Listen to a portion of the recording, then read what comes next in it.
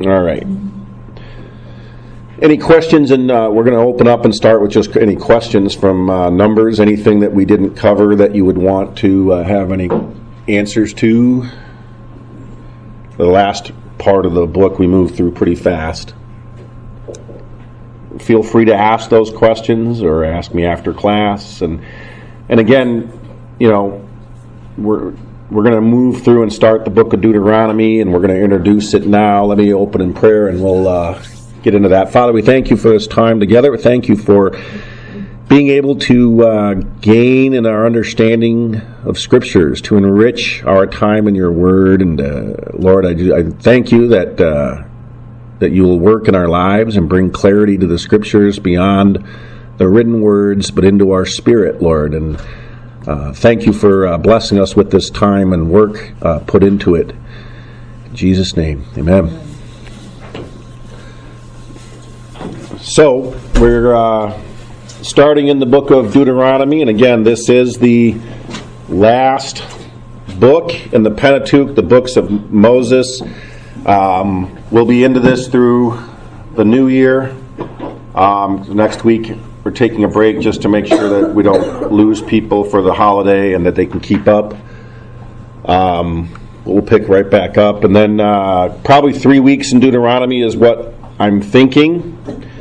And then we're going to do Joshua, Judges, Ruth, and then we'll kind of reset for another round of classes going into the kingdom of the books of 1 Samuel, 2 Samuel, Chronicles, and Kings and Chronicles, of which Chronicles Alan is going to teach. So that's one of them on his list. I got to give it up to him. So he'll be teaching Chronicles.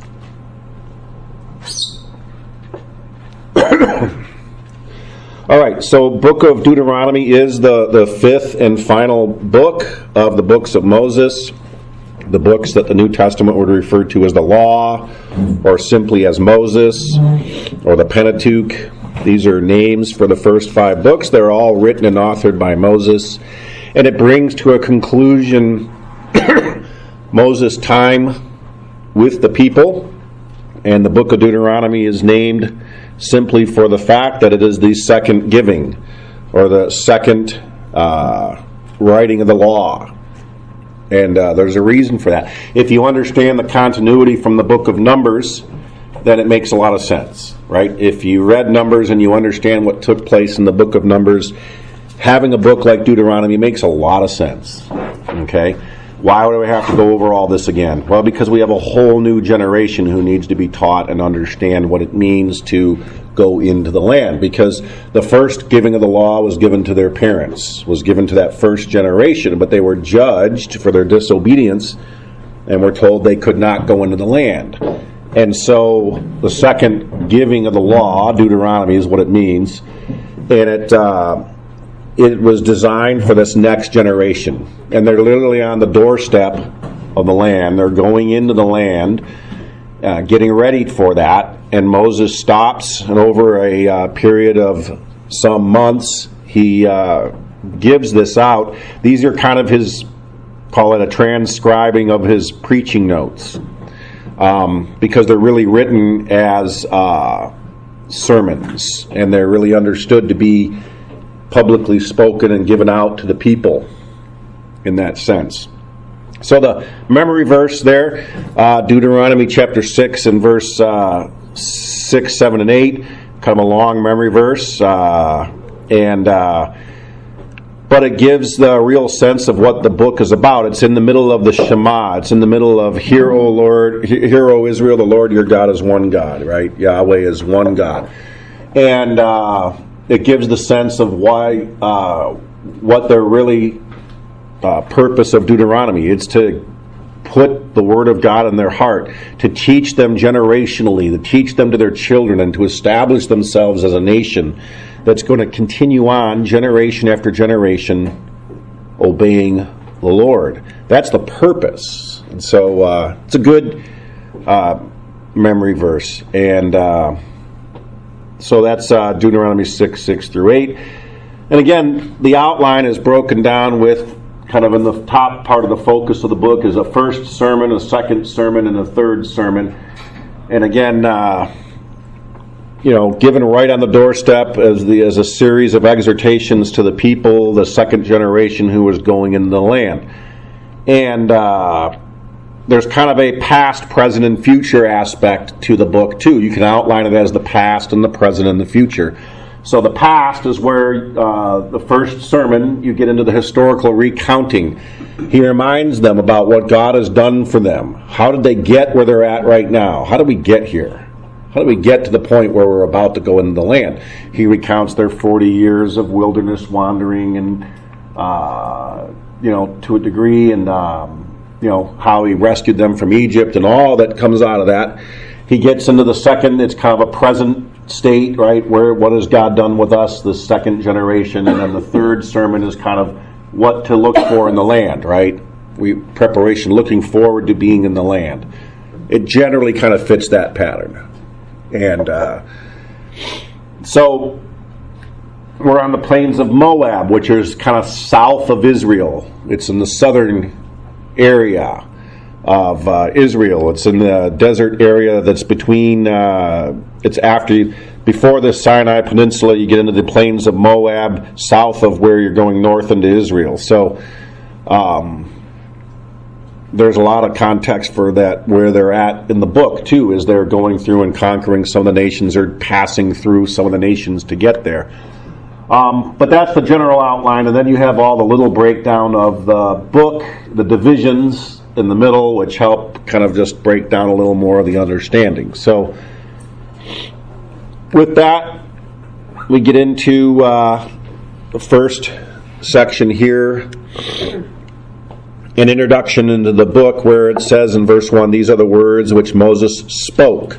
That's why we look at these as sermons. It says, these are the words which Moses spoke to all of Israel across the Jordan, in the wilderness, in the Arabah, opposite the Suf, between Paran and Tophel and Laban and Hazeroth and Dizahab. So it's an 11 days journey, says verse 2, from Horeb by the way of Mount Seir to Kadesh Barnea. So it says this happened in verse 3 in the 40th year. So in a small geographical area that is an 11-day journey that they could have made in 11 days journeys, they've loop-de-looped through this place for 40 years. Okay? It's an ironic statement. It's meant to be ironic in that way, to say, hey, I just want to let you know, you guys have camped out, in the wilderness in this small area in the desert for 40 years between Mount Seir and Kadesh Barnea. That Kadesh Barnea is where they disobeyed the Lord, so God never let them get any further. And he says, you guys have been moving around in these camps for 40 years, right? And it says in verse 3, right, that on the 40th year, the first day of the 11th month, Moses spoke to all the children of Israel according to all that Yahweh had commanded to him to give to them. And so you have this introduction that gives this point that they're getting up and they're setting up. In verse 5 it says they're going across the Jordan, right? And they're going to come in on the east side, Transjordan area, and they're going to cross the Jordan into the land. Strategically, that's kind of the plan, and Joshua does it that way, and at the end of Deuteronomy you'll see that. So it sets up the plan here for what's going to take place. In verse 6 it says, Yahweh our God spoke to us at Horeb, saying, you have stayed long enough at this mountain, so turn around and set out and go to the hill country of the Amorites. And so you have this progression now, a geographical plan to go and start heading up to the land.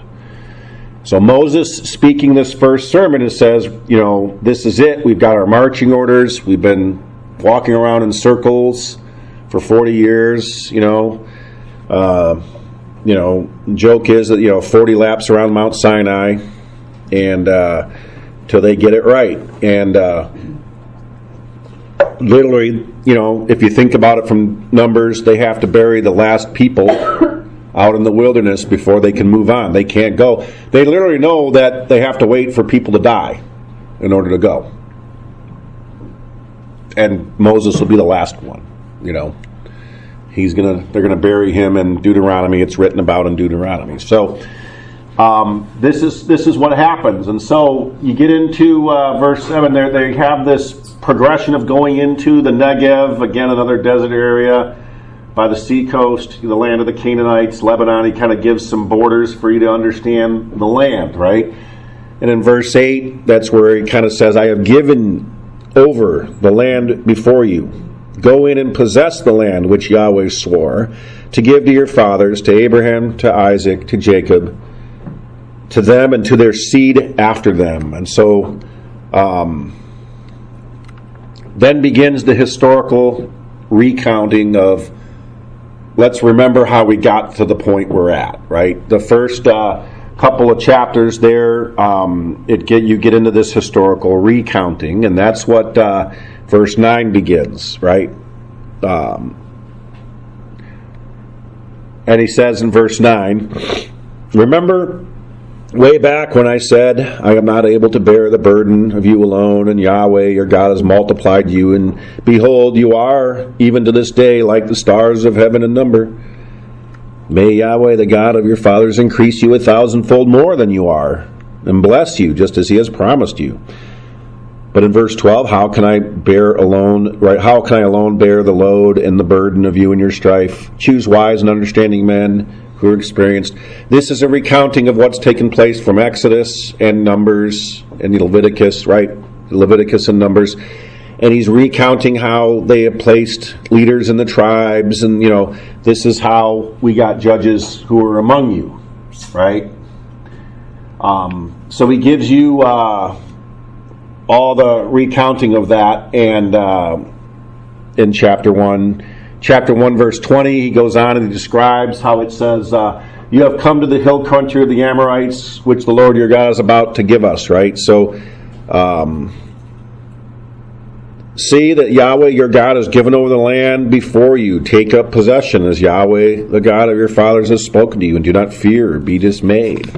Right? So now he's recounting their time when he says in verse 22, then all of you came near to me and said, let us send men out before us that they may search out the land. Now we're in the book of Numbers. We're recounting how they sent spies into the land, right? And there, he's giving them their history lesson about, remember how we got here again, right? So that down in verse 34 he says, Yahweh heard the sound of your words and he was angry, and swore an oath, saying, not one of these men, this evil generation, will see the good land, except Caleb and Joshua. And he was even angry with me, and he said, no, Moses, you're not going in either, right? So you have that whole recounting of this this history, so that in verse 46 he says, so that you have remained at Kadesh many days, the days that you spent there, right? So this is just reminding, and again, you're talking to a younger generation saying, we're going over our civic history. We're going over our history with God and understanding how we've gotten where we're at. He talks about their wilderness wanderings in chapter 2, right? So you kind of get this whole history of going out into the wilderness and kind of some of the things that took place, some of the countries and the people that lived out in this wilderness area, and how God led them, right? Some of the people they passed through in peace, some of the people they have conflict with, right? And you kind of get this sense, like in verse if you go to chapter 22, verse 26, how it talks about here, I sent messengers from the wilderness of Kedmoth to Sihon the king of Heshbon with the words of peace. Let me pass through your land, and I will only go on the highway, right? I won't come to the left or the right, and you will sell me food for money. So he's given them kind of a history of how God took care of them and provided for them, and even at times they had this peace going through, as it says, the lands of Esau, their brother, passing through, and even though the king was not willing, for them to pass through. But even then it says, a part of that, like in verse 30, he was not willing for us to pass through his land, but the Lord your God has hardened his spirit and made his heart obstinate in order to deliver him into your hand. So even these things, these negotiations with the countries, this is history we didn't have about their 40-year, necessary, all the details of their wilderness wanderings, and they get it. God had a plan to kind of give them a sneak preview of how it's going to go when they get into the land, right? If people oppose you, God can deliver you. God set it up as an object lesson for you this day to show you how it can go, right? Chapter 3, verse 21, when you get there, it says, commanded Joshua at that time, saying, your eyes have seen all that Yahweh your God has done to these two kings, so Yahweh shall do to all the kingdoms in which you are about to cross. Do not fear them, for Yahweh your God is the one fighting for you. So, in the 40 years that they were traveling, God had this object lesson for the kings who wouldn't obey. And who was it ultimately for? Joshua. It says he calls out Joshua and said, you know what? I just want you to know that when it's your turn and when it's your time to go into the land, this is how it's going to go. You've already had a couple of lessons. God's already let you practice before you get into the land of how God's going to lead you in it. So, yeah, it's for everybody, and yeah, but specifically he calls out that, hey, this is for Joshua, and he gets prepared. So when we get to the book of Joshua and the leadership mantle is taken over by him, and he's going to lead the people into the land, he's already led them into these battles, and he knows how God's going to deliver them. So you get that sense of recounting their wilderness wandering there, that Joshua was already being prepared, and he's already being set up by God as their leader.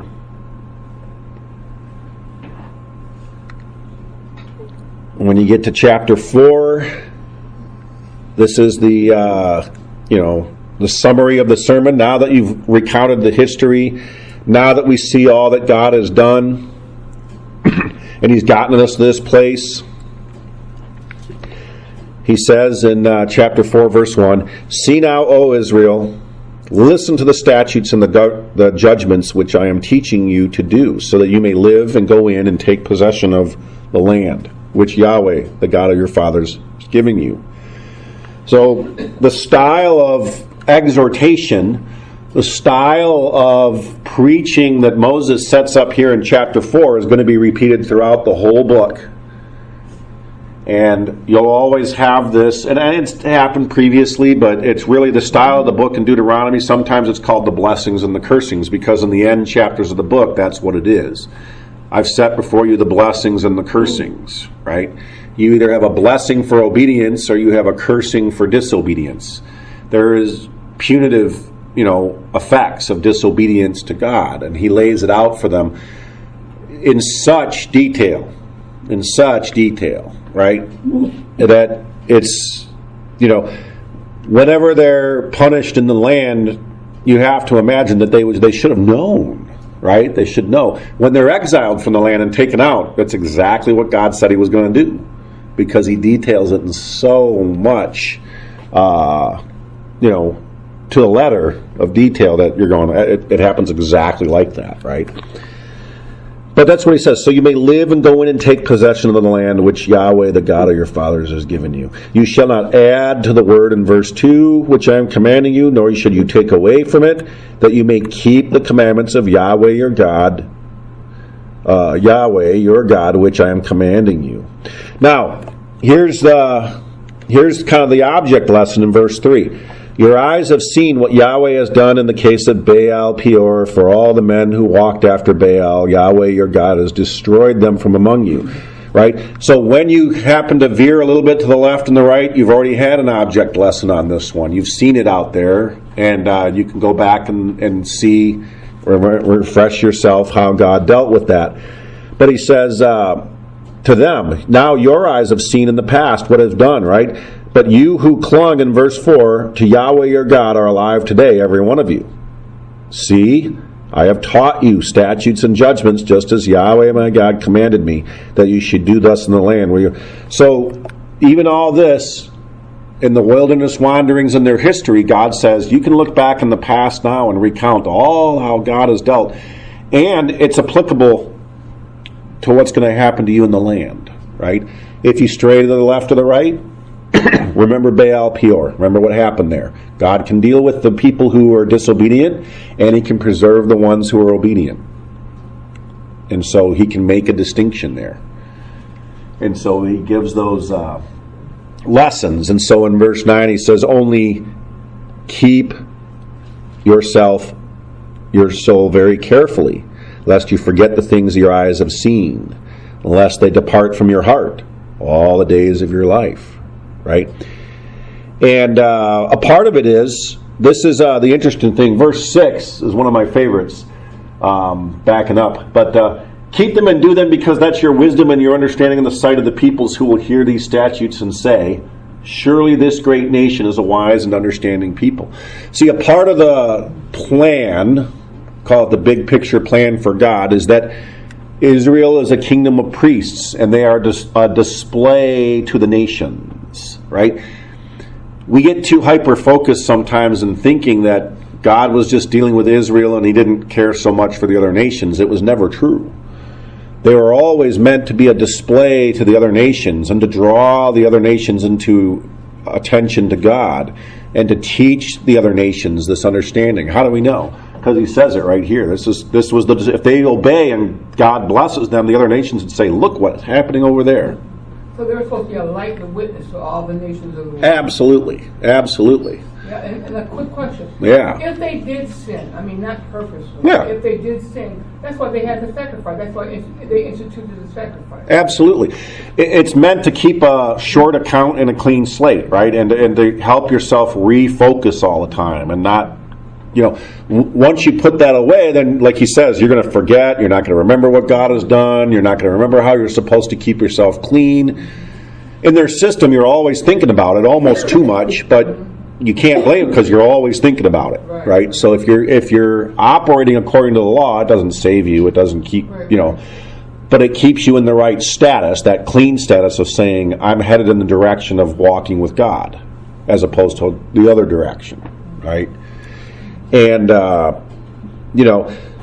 so there's a portion of it in chapter 8, we'll get back to it, where this display of them living in the land and being blessed by God is meant to be seen by all the other nations and to draw them out. Remember when God called them in Exodus, he says, you are going to be my special possession. All the nations are mine, he says. All the nations are mine. But you're going to be a special possession among them. God never ignores the other nations in that sense. They're always meant to be a light to the nations, like you said, to draw them out. Even when Solomon dedicates his house of prayer, he says, there's going to be people in foreign lands who call out to God, and when they do, and they pray toward this temple, to this place that I've made, because they're going to know about it, I'll answer them, even in the foreign countries. And God is operating in those nations all throughout the history. There are, what's his name in the book of Kings, naming the leper and others, right? Jesus calls out the lepers who were not from the land of Israel and people who were not, right? Saying God was always operating that way. They were supposed to have that status of drawing people to God, and that was a part of their display. So, getting into the end of the first sermon and progressing in that way, in verse 23, again, it is to watch yourself. There's always this kind of excuse me, being aware, self-awareness, right? Keep yourselves lest you forget the covenant of Yahweh your God, which he cut with you, and make for yourselves a graven image in the form of anything against which Yahweh your God has commanded you, saying, right? Because Yahweh your God is a consuming fire and a jealous God. So the warning in the middle of all this is that if you don't pay attention to your clean status, your righteousness, if you don't pay attention to the commandments, if you're not always thinking of your life in regard to this covenant which God made with you, you will go astray. You will go after false idols. You will make a graven image. And God's pretty jealous about that, he says. He's a consuming fire. Remember, you saw him as in fire. You saw him on the mountain. You know he can burn things up. And so he uses that imagery, right? And he says in verse 25, when you become the father of children and children's children, and you remain long in the land, and then you act corruptly and make a graven image in the form of anything, and do that which is evil in the sight of Yahweh, your God, so as to provoke him to anger. I am calling heaven and earth to witness against you today that you will surely perish quickly from the land. But yeah, it could be 1,000 years from now. It could be your children's children's children's children. Keep it diligently. Teach them to keep it diligently. Make sure they teach their children to keep it diligently. Because somewhere down the line, when this happens, God is going to act. And God will bring judgment at the right time. Right? So he's reminding them that this is meant to be a generational, covenant. It impacts every generation that comes after them. And they are the first generation going in. So how they settle in the land is going to have a big impact about how things go in the future. Now, we know it doesn't go well. But it's not for lack of preparation. It's not for lack of planning. It's not for lack of provision from God. It's because their hearts are hard. And they were sinful. And they acted disobediently. So God always gives them the blessings and the cursings. It'll go well for you if you obey. But when the time comes that you don't obey, God will act quickly. He's a consuming fire. He's going to act. And so you have the warnings that come along with always in the book of Deuteronomy that, God was, it's something too like I learned in parenting, right? It's one thing like you set up and your kids disobey and you go, wow, I didn't know they weren't supposed to do that. Should I spank them or not, right? Well, okay, I'm going to set it up. If you do that again, I just want you to know in the future, you will get a spanking for this.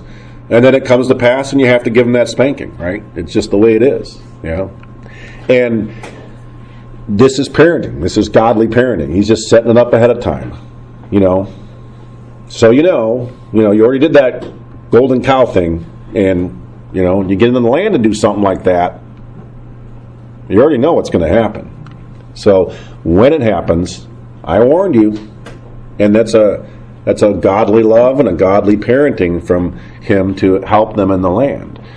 And so in verse 32, he says, indeed, ask now concerning the former days which were before you, since the day that God created man on the earth, and inquire from one end of the heavens to the other. How special is this that God is doing for you?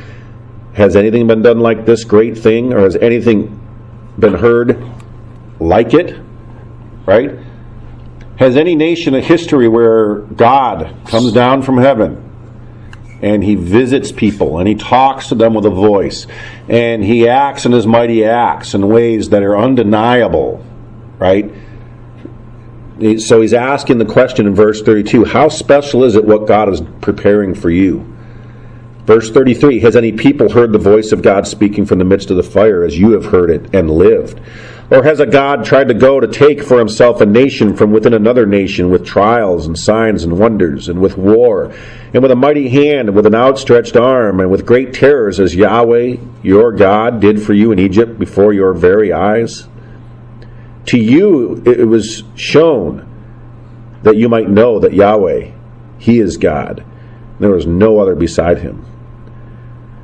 Out of the heavens he caused you to hear his voice, to discipline you. And on earth he caused you to see his great fire. And you heard his words from the midst of the fire, because he loved your fathers. Therefore he chose their seed after them. And he personally brought you from Egypt by his great power, dispossessing before you nations greater and mightier than you, to bring you into and to give you their land for an inheritance, as it is today. So know therefore, in verse 39, and take it to heart, that Yahweh, he is God in heaven above and on the earth below, and there is no other. So you shall keep his statutes and his commandments. So you have this whole progression of understanding. I copied it twice. Good for me. So that it's really highlighting in the closing statements of this chapter, right? Highlighting and really going for, there we go, that's the next parts.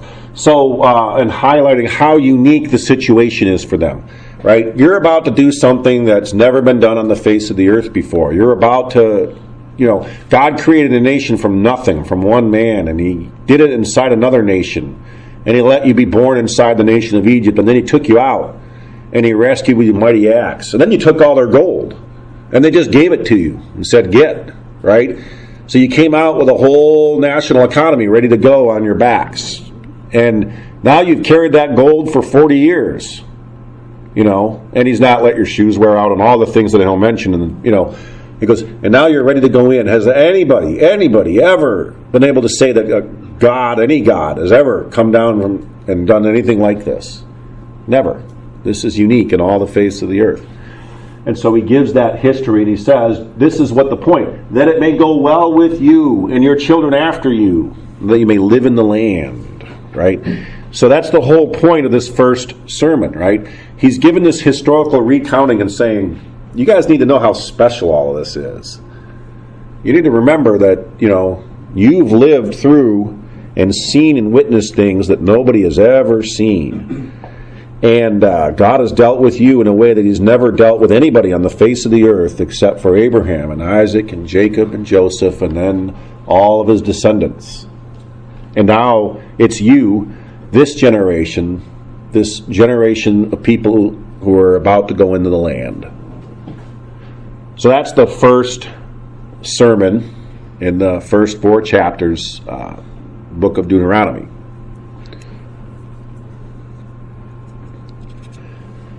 So when you get into chapter 5, the end of chapter 4, but says these are the statutes and the testimonies and the statutes and the ordinances which Moses spoke to them.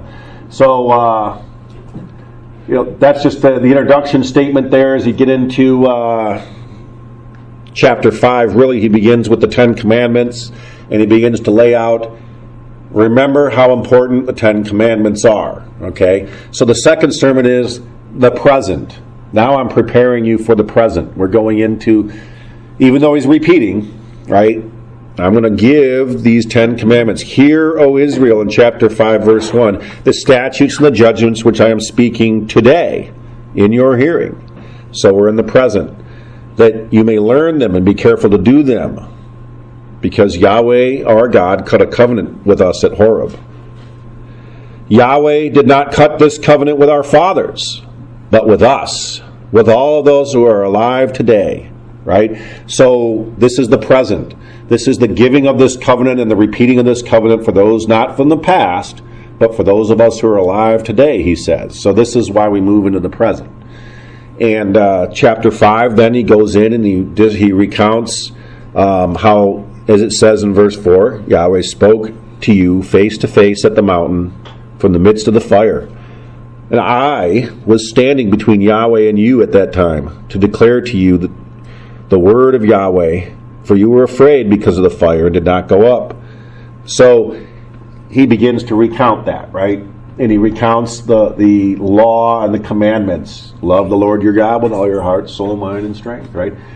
And then that's how he wraps it up in chapter 5 and verse 33.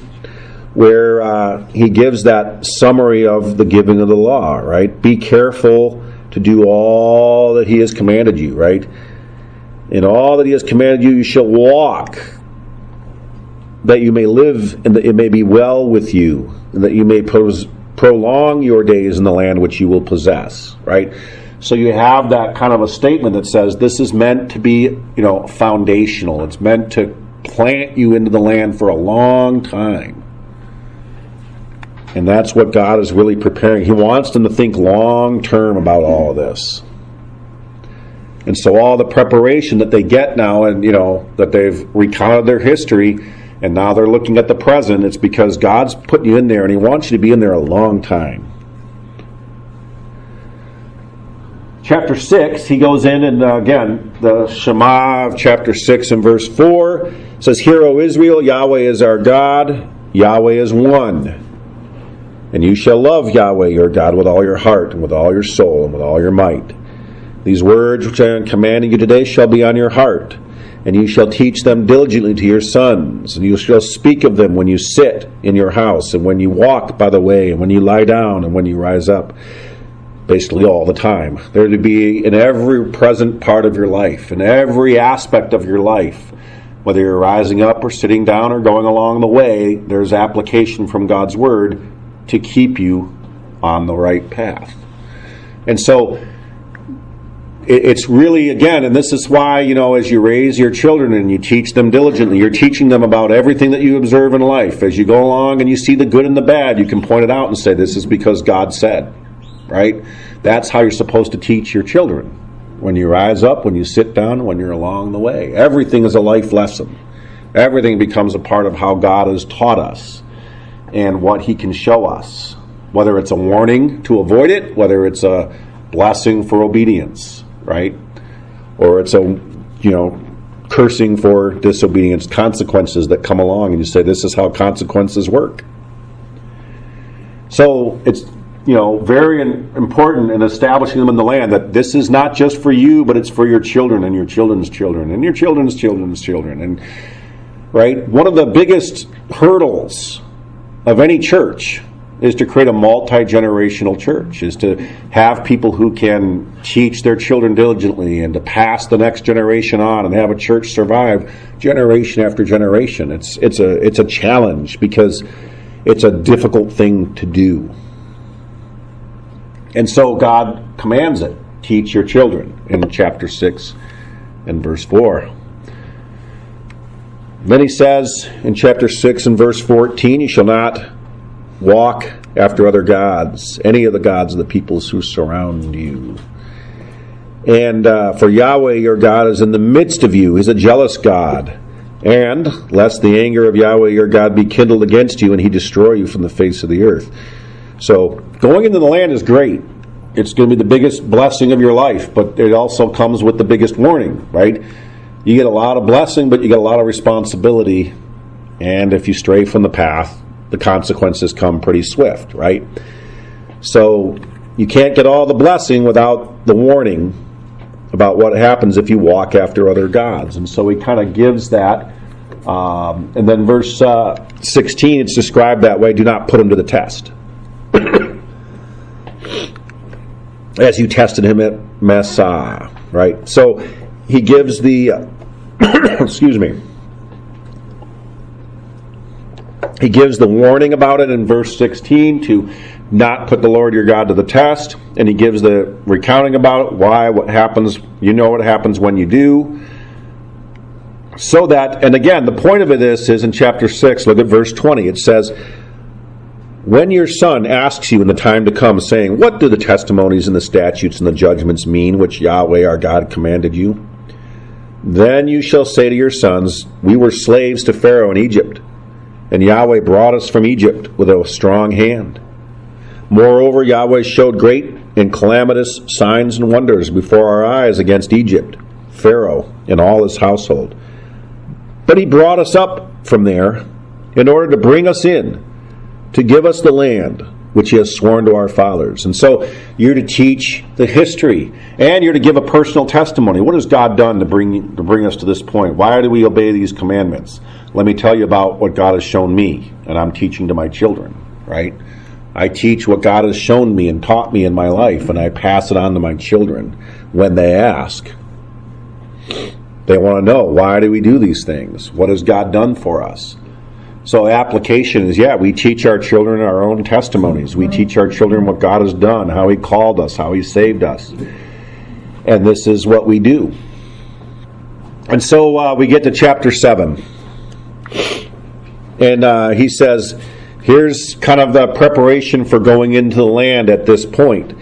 When Yahweh your God brings you into the land, when you are entering to possess it, and he clears away many nations before you, and he names the Hittites, the Girgashites, the Amorites, the Canaanites, the Perizzites, the Hivites, the Jebusites, 7 nations more numerous and stronger than you. Now, here's a point. Why does he name these 7 nations? Why are these ones called out? One purpose is in verse 2 when he says, when Yahweh your God gives them over before you, you shall strike them down and you shall devote them to destruction. That's a technical phrase in the Old Testament that you'll catch in Joshua as you go along under the ban or devoted to destruction. And it's a phrase that is used when God says these are devoted to destruction and judgment. You don't get anything out of them. You don't get to take the spoils, and you don't get to take, they're devoted to God for destruction, and you don't, that's for God to deal with, right? And so he names and kind of gives that out. You shall cut no covenant with them, show no favor to them, you shall not intermarry with them, you shall not give your daughters, right? Because they will turn your sons away from following me, and they will serve other gods. And then the anger of Yahweh will be kindled against you and quickly destroy you. So there's an object lesson in the whole thing that he says in chapter 7, right? You don't want that to happen, and this is an avenue. They're idolatrous. They are wicked. God's going to devote them to the judgment because of their behavior. You're going to be acting as God's instruments, but they're devoted to destruction. Now, verse 7, I think, yep. This is his reminder, kind of reality check. Here's the reality check. Yahweh did not set his affection on you, nor chose you because you were more in number than any of the peoples, for you were fewest of all the peoples. But because Yahweh loved you and kept his oath which he swore to your fathers, Yahweh brought you out with a strong hand. God didn't choose you because you were so great. God didn't choose you because you were so mighty or strong or smart or rich or any of those things. You were none of those things. You were the least of all the nations. You were the smallest. But God did something with you and it proves that if God can take you, the smallest, the weakest, the dumbest, and turn them into a great and mighty nation, then who gets all the credit? Yahweh does. And so he says that, in verse 8, right, he did this. He redeemed you from the house of slavery, from the house of hand of Pharaoh the king. And you shall know, therefore, that Yahweh is your God. He is God, the faithful God, who keeps his covenant and loving kindness to 1,000 generations with those who love him and keep his commandment. Right? But he also repays those who hate him to their faces, to make them perish. He will not delay with him who hates him, and he will repay him to his face. Therefore you shall keep the commandment and the statutes which I am commanding you today. Right? So you have, again, a recounting of this covenant status, that it's not you, it's God going before you. Don't ever get a big head and think it's you. It's always God who goes before you. And so he gives the blessings, and in verse 12 he kind of gives that status of it in kind of an interesting way. Look what he says in verse 12. Then it will be, because you listen to these judgments and you keep them and you do them, that Yahweh your God will keep with you his covenant and his loving kindness which he swore to your fathers. And he will love you and bless you and multiply you. He will also bless the fruit of your womb and the fruit of your ground, your grain and your new wine and your oil, the increase of your herd and the young of your flock, in the land which he swore to your fathers to give you. Now, I don't know if anybody knows much about the geography of the land of Israel. It's not a terribly remarkable place. Okay? Maybe similar in style and climate to Southern California. It has a very similar climate. You have dusty, arid. You can grow things in certain areas, and other areas are difficult, right? They have a little bit of land to grow things, and they have a little bit of land that are challenging, hill country and mountainous areas and things. It's very much like Southern California. In the way it's constructed, but it's nothing terribly remarkable. The reason that Israel was able to go into the land and have such abundance is because God tied it to his covenant. He tied it to his promise to them. He said, when you go into the land, we're going to turn on the juice. We're going to flip the switch, and things are going to start growing. Things are going to grow like they've never grown over there before. You've already seen what kind of abundance can be in the land, but it's going to be tied to your obedience, and it's going to be tied to, as you do well in the land, you're going to know, because, and he lists things here, right? He's going to love you and bless you and multiply you, bless the fruit of your womb. And so he says in verse 14, you shall be blessed above all peoples. There will be no male or female barren among you or among your cattle. So that's why when you get to the time of Jesus and people are looking down, or even at Ruth and others where they're going, you're barren or this, what's her name in Ruth, book of Ruth, the mother-in-law, I can't think of her name. Naomi. Thank you, Naomi. Mm-hmm. Bitter. So that Mara, bitter, yeah. But, their barrenness was always looked at as a sign of God's disfavor, because God says if you're in the land and you're fruitful, right, that the fruit of the womb is going to be a very big sign of God's favor. And so they look to this and say that's why, right? They overdo it, but, this is part of the understanding. In verse 15, Yahweh will take away from you all sickness, and he will not put on you any of the harmful diseases of Egypt which you have known, but he will give them all to all who hate you. So think about what a remarkable sign it was when Jesus comes in and begins healing people and practically eradicates disease in the land of Israel during his time. And the miracles of healing and casting out of demons and purifying, in a sense, the nation. What should they have looked back to and reminded them? It should have said, this is what God does when we're blessed.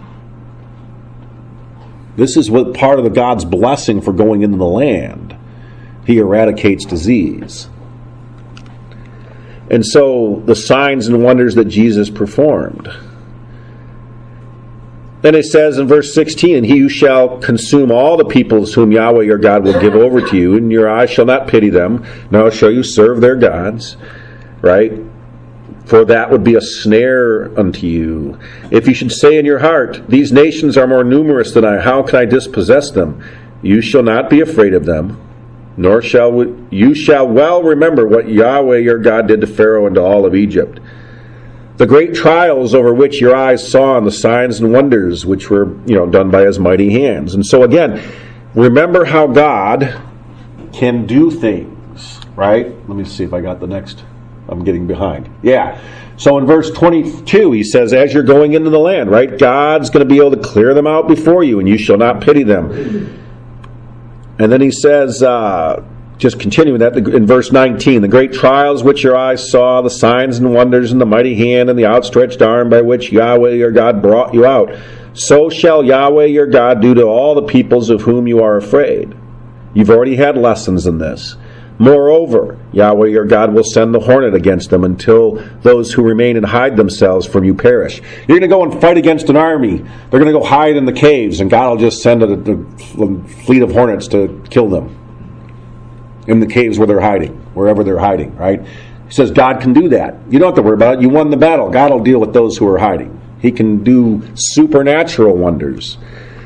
Verse 21, you shall not dread them, for Yahweh your God is in your midst, a great and fearsome God. Now here's a verse to remember. That's 22. Look at what he says. Yahweh your God will clear away these nations before you, little by little. You will not be able to put an end to them quickly, lest the wild beasts become too numerous for you. Right? So there's a process. God is already telling them before they go into the land. It ain't going to happen overnight. It doesn't happen real quick. And just because you win a great victory doesn't mean that that whole nation is gone. Right? They're going to linger. They're going to be around. But I'll deal with it. Don't worry. I'm in charge. So when you get into Judges and you kind of get all the statements and you see, well, they went and they battled this people, but these people are still there, and these people are still there. He's already told them that's going to happen. Right? He's already laid it out for them that, you know what? It don't happen overnight. It's not going to happen quickly. It's little by little. So Joshua and Judges kind of make a little more sense that God told them ahead of time, that's how it's going to go. And it's a test for them too. Trust in me. Right? If I do it all quick and overnight, you guys are going to big hit anyway. And probably fall away and not listen, which they do. And you're to remain trusting, and as we deal with the pockets of people who are remaining, that's God. That's up to God. God's in control. God can deal with it. See, I always thought it was because they were disobedient. They had, whatever's here, this, type of thing. But behold the blessing and the cursing. Right, okay. Yeah. If you're following God and doing well, God will deal with those pockets of resistance. Right. If you're disobedient, they'll become a snare to you, and they're going to rise up and fight you and kill you. So the people who are left in the land start fighting in Judges and taking and killing them because they didn't listen. God would have been dealing with that were they obedient. And when they do turn around with a judge and become obedient, God clears that pocket out. Right? So it's always these little isolated incidents in Judges. That's why it's kind of written that way in these little pockets and isolated incidences, because it's these leftover people who are becoming a snare, right? Because they disobeyed.